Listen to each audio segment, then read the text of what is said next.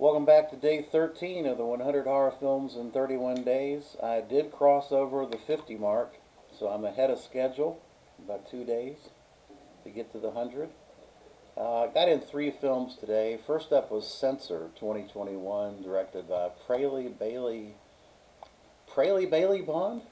No, no, Prano Bailey Bond. She's a Welsh director, and she did another film very similar to Censor called Nasty. I haven't seen that yet, but it's got the same kind of storyline, very similar. This one tells the story of a woman that worked during the video nasty craze as a movie censor. I guess not the MPAA, but the British censors, and it was I like the premise of it. She's got a sister that's gone missing, and essentially what happens is she's watching and critiquing and editing all these video nasties, and one of the directors in particular, she starts to investigate, thinking that it might be her sister may be involved with him somehow. I like the premise of it. Like I said, the setup was good. The final act, I think, it fell apart for me. And this is the second time I've watched it, and I still feel the same way. The final act is a bit of a mess, and it gets kind of surreal, but supernatural kind of stuff. Overall, it's a decent watch. I gave it a 5 out of 10. You might like it. I saw it on Shudder, so I would still recommend maybe checking it out, just because I think it's interesting. The whole video nasty and how they edit. I'm interested in the aspect of what's going in the mind of the people that are, sitting up on their high mountaintop saying, well, this scene can't be seen by anybody. It's too violent and stuff like that. I think it's interesting to get the perspective of the people that are doing that, because they honestly think that they have a right. It seems like it's certainly their job, obviously, but to decide and dictate what people should see. I just think that's kind of just that would be a very odd job to have, to say, you know what, I don't think people should see this. So, anyway, yeah, 5 out of 10 on that one. Next up, I saw, which I've seen multiple times, the Arrow Blu-ray for The Cat of Nine Tails. I got the 4K of this classic Dario Argento Gialli. Of course, this is from 1971 and part of the Animals trilogy of Gialli films. Stars Carl Malden and James Francisco, who both did a great job in this thing. It's an interesting story. I'm not 100% sure that the logic behind the kills made any sense, but then again, when does it ever, as far as Gialli go? It's usually off the wall shit. And this one is kind of off the wall as well, but I thought it was well done.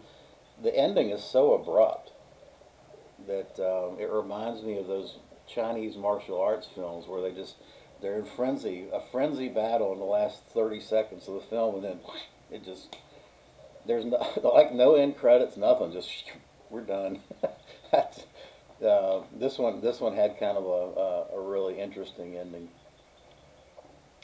but a classic film, and I think one that people don't normally. I mean, from a Gialli perspective, when you talk about Argento, we think about Deep Red and Suspiria and Tenebrae and those type of things, but people don't really talk about this one too much, and I think it's as good as any of the others he's done. I gave it a 9 out of 10.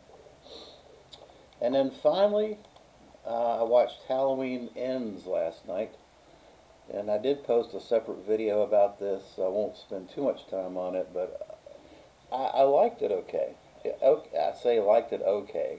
It was too long, at 2 hours, and the first hour was a melodrama. I mean, really the first kill of any significance with regard to Michael Myers is like an hour into this thing, 56 minutes.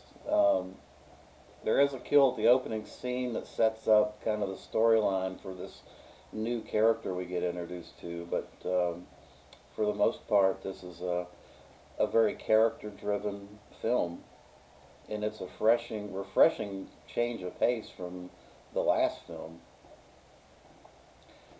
At the end of the day, I still think 2018 was the best of the three films, and I think this one is second, and then Halloween Kills is a distant third. Um, I think a lot of Halloween fans, and I'm a fan, but this is not my favorite series. Certainly, but really, if you want my favorite series, I prefer the Hammer Dracula, Hammer Frankenstein's. I think all those films are so damn good. Uh, but this franchise, people that are fanatics about Halloween and the franchise, I'm not sure they're going to like this. But it's not a bad film, and I think if it wasn't a Halloween film, if this was just a slasher film, um, I think people would feel entirely differently about it than they're going to, because it is Michael Myers. There is one clarification, and let me just say from a spoiler perspective, this is might be a spoiler, so you're being forewarned now.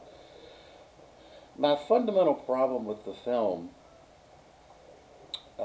besides the runtime, was I don't understand what they're doing with Michael Myers.